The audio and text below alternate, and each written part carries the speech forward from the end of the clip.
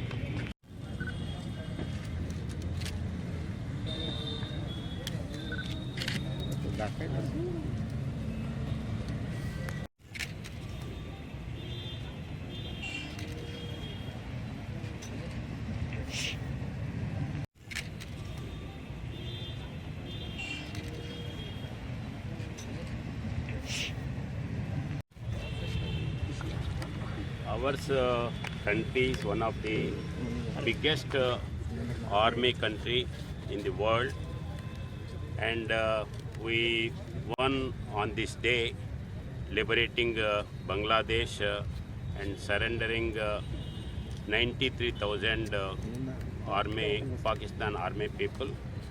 It was the biggest army surrender in the world. Though we are the strong army, strong nation, we don't try to occupy any other's land, and we time needs, we are supporting our neighboring countries, so this will continue from our country in future also. Thank you. দেখছি না তো আমি